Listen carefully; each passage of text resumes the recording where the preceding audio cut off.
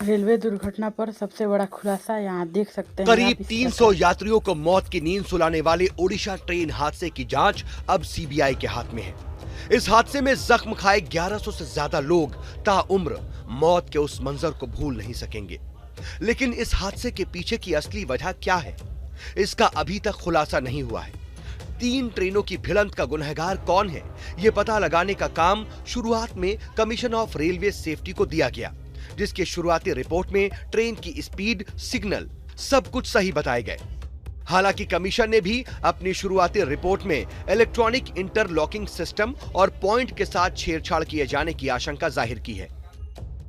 अब जब मामले की जांच सीबीआई के हाथ में है, तो मंगलवार को जांच एजेंसी ने पहली बार दुर्घटना स्थल का दौरा किया और साक्ष्य इससे पहले दुर्घटना स्थल पर राहत और बचाव कार्य में जुटे रेल मंत्री अश्विनी वैष्णव ने बताया था कि इस भीषण ट्रेन हादसे की असली वजह की पहचान कर ली गई है।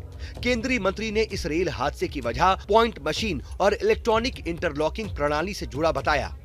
उन्होंने इस दर्दनाक हादसे के लिए जिम्मेदार लोगों की पहचान भी कर लिए जाने की बात कही है। जो इंडिपेंडेंट बॉडी है, कमिश्नर रेल सेफ्टी, उन्होंने इन्वेस्टिगेशन किया है। मेरा इस वक्त कमेंट करना ठीक नहीं होगा। Let the inquiry report come out, but the cause of the accident has been identified and the people responsible have been identified. So अभी कुछ भी कहना ठीक नहीं है। Let the entire thing be investigated by the proper investigating authorities. में point machine की बात है, इलेक्ट्रॉनिक इंटरलॉकिंग की बात है।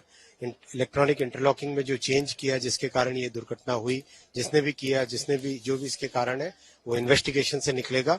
इसका बात जो ममता जी ने कही वो नहीं है। रेलवे की तरफ से की गई प्राइमरी जांच रिपोर्ट में कहा गया है कि सिग्नल दिया गया था और ट्रेन संख्या 12,841 कोरोमंडल एक्सप्रेस को अप मेन लाइन के लिए रवाना किया गया था, लेकिन ट्रेन अप लूप लाइन में एंटर कर गई और लूप लाइन पर खड़ी मालगाड़ी से टकरा गई और पटरी से उतर गई। इस बीच ट्रेन संख्या 12,864 Bengaluru Yesvantpur Howrah superfast express down main line से गुजरी और उसके 2 डिब्बे पटरी से उतर गए और पलट गए।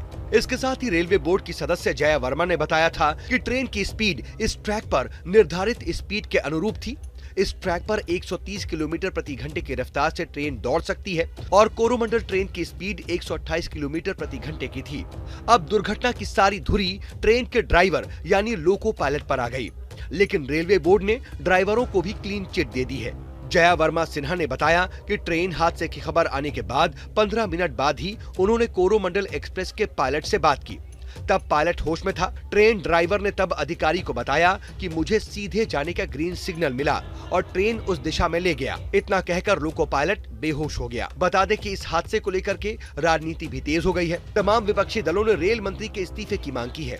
वहीं पश्चिम बंगाल की सीएम ममता बनर्जी ने तो सीबीआई से जांच कराए जाने को ही तवज्जो नहीं दी। उन्होंने कहा कि सीबीआई की जांच कराने से कुछ नहीं होगा। Digital team, news nation.